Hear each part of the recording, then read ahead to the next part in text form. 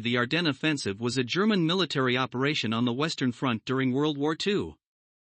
It took place from December 16, 1944, to January 29, 1945, in the Ardennes, southeast Belgium, with the aim of changing the situation on the Western Front by defeating Anglo-American armed forces in Belgium and the Netherlands, and, if possible, pushing the United States and Great Britain towards separate negotiations for peace and cessation of hostilities in the West, thereby freeing up forces for the Eastern Front. In June 1944, the Western allies of the anti-Hitler coalition opened a second front in Europe by landing their troops in Normandy.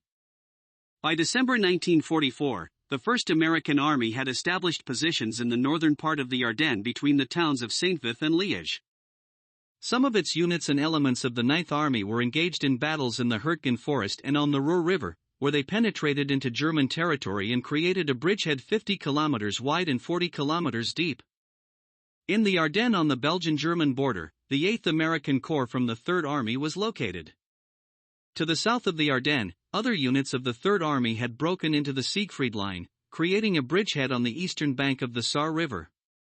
Here, troops were being concentrated to resume the offensive in the Saar region.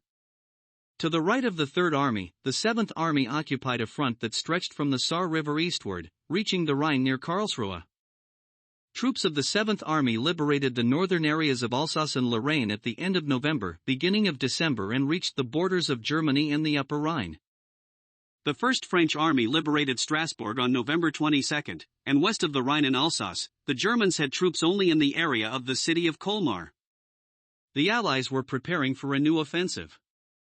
Thus, the American command was prepared in advance to repel the enemy's offensive by positioning large mobile groupings of its troops to the north and south of the Ardennes, while deliberately weakening the defense in the Ardennes themselves, leaving the 28th and 106th Infantry Divisions there.